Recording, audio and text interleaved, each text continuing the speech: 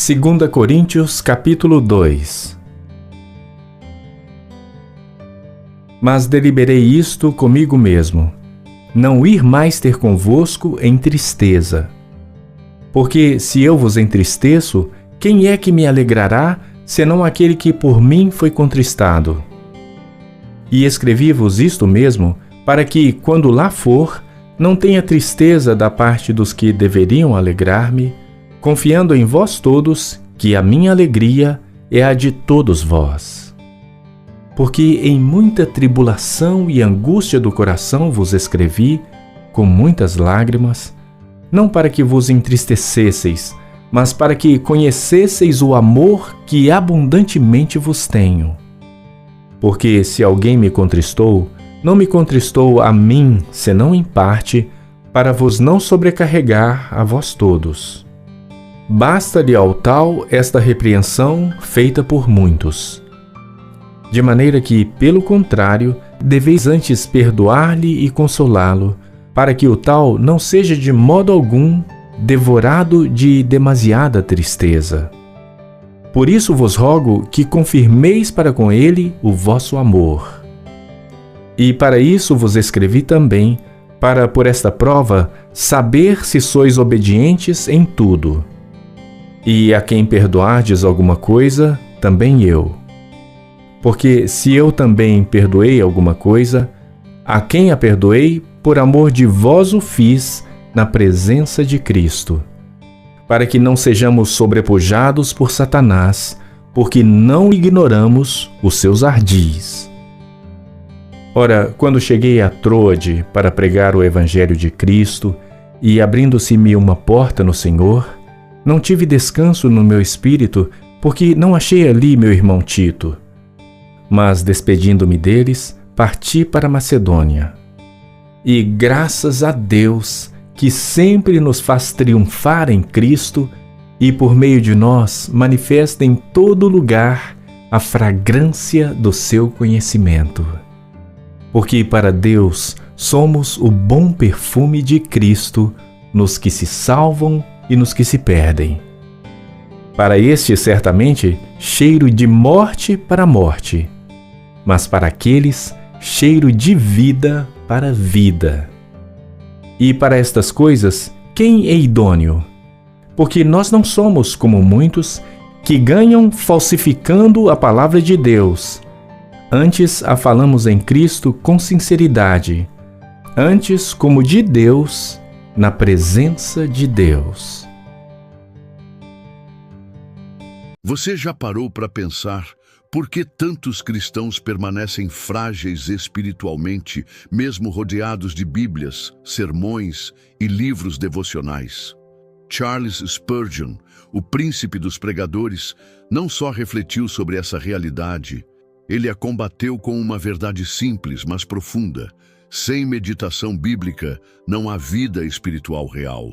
E isso não é um detalhe qualquer, é o alicerce, é o ponto de virada entre uma fé rotineira e uma fé ardente. Neste vídeo, vamos explorar como Spurgeon enxergava a meditação como o elo perdido entre conhecer a palavra de Deus e viver transformado por ela.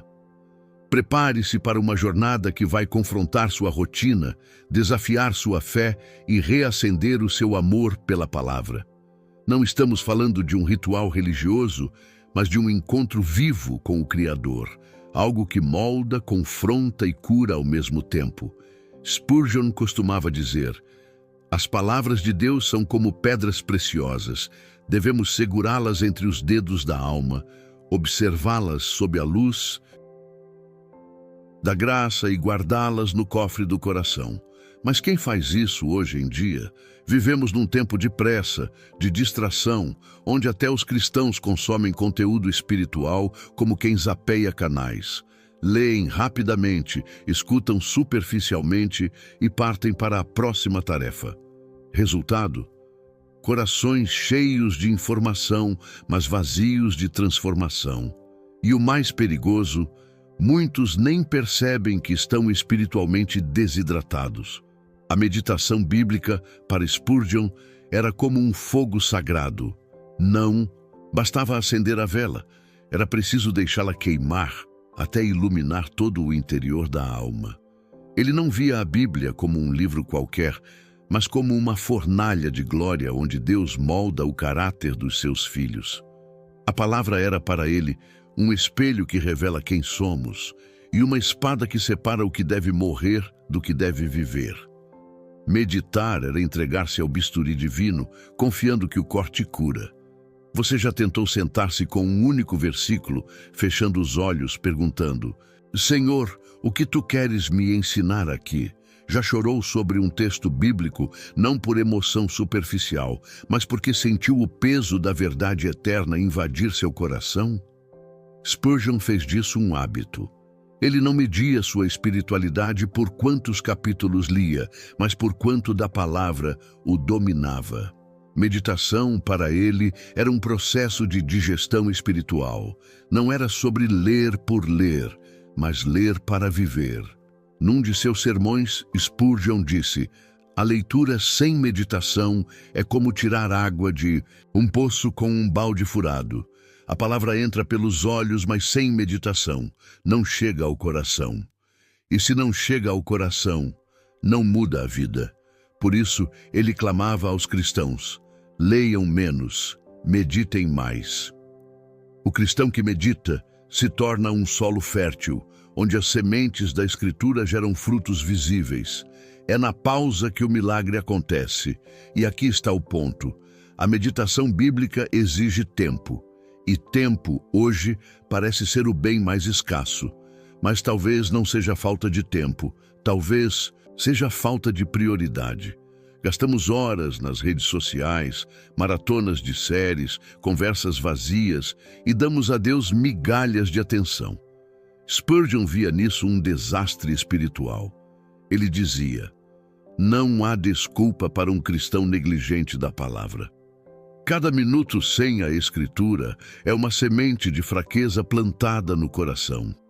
Ele não falava isso como acusação, mas como alerta amoroso, como quem viu o perigo de perto. Mas a meditação não é só disciplina, é deleite. Spurgeon amava dizer que, quando a palavra era ruminada no coração, tornava-se mais doce que o mel. Ela acalmava a alma ansiosa, confortava o aflito, fortalecia o fraco, incendiava o morno.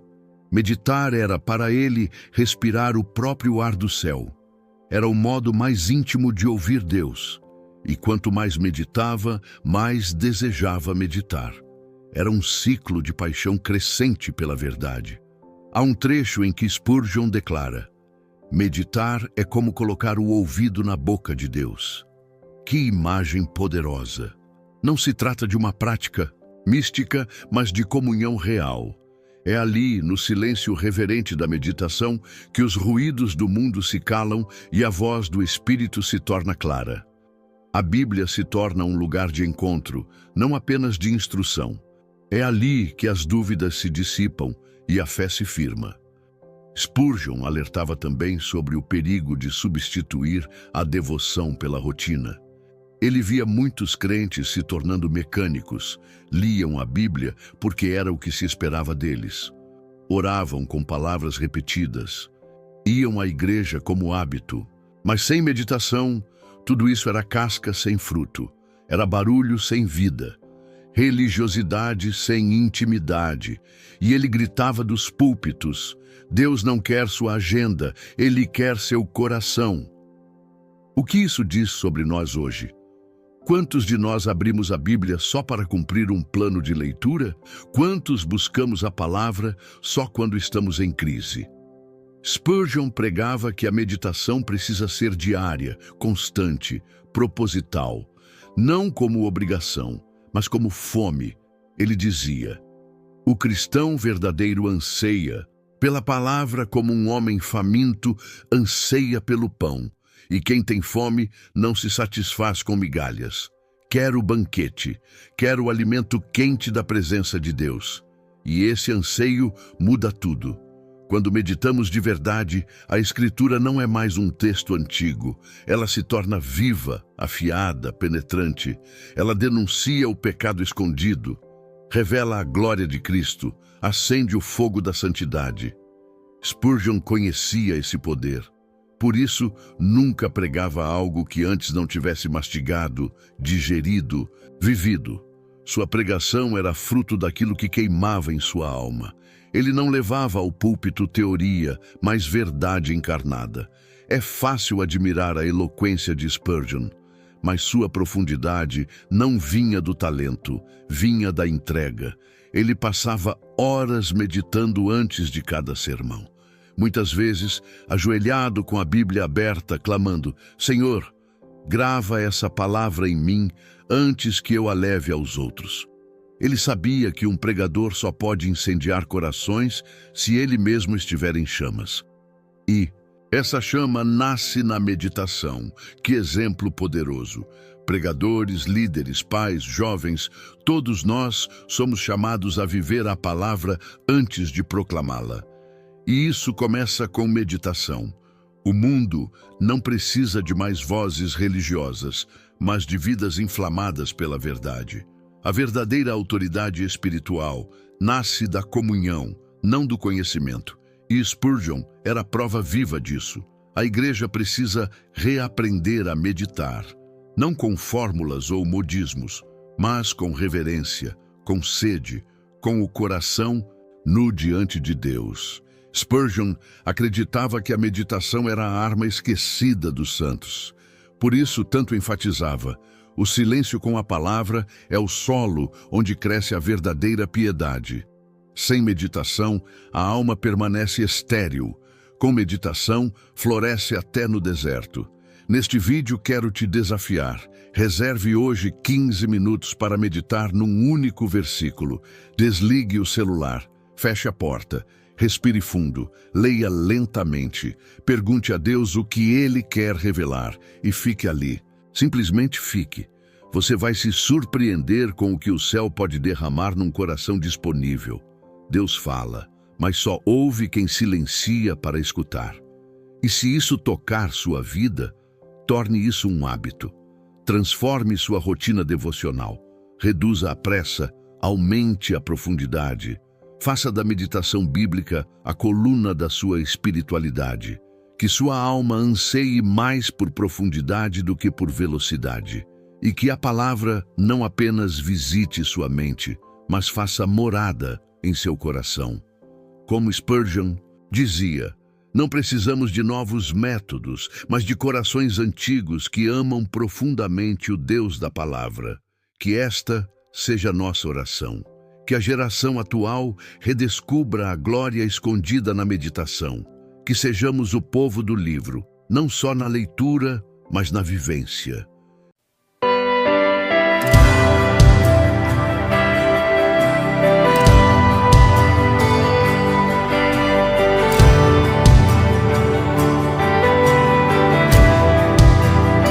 Estás aqui, movendo entre nós.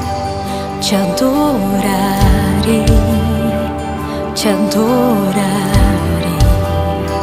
Estás aqui, mudando destinos.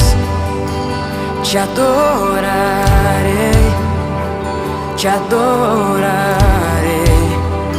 Estás aqui, operando milagres. Te adorarei, te adorarei. Estás aqui, transformando nossas vidas. Te adorarei, te adorarei. Meu Deus é Deus de milagres, Deus de promessas, caminho no deserto, luz na escuridão. Meu Deus, esse é quem tu és. Meu Deus é Deus de milagres, Deus de promessas, caminho no deserto, luz na escuridão. Meu Deus, esse é quem tu és. Estás aqui, tocando os corações. Te adorarei, te adorarei. Estás aqui, curando multidões. Te adorarei, te adorarei.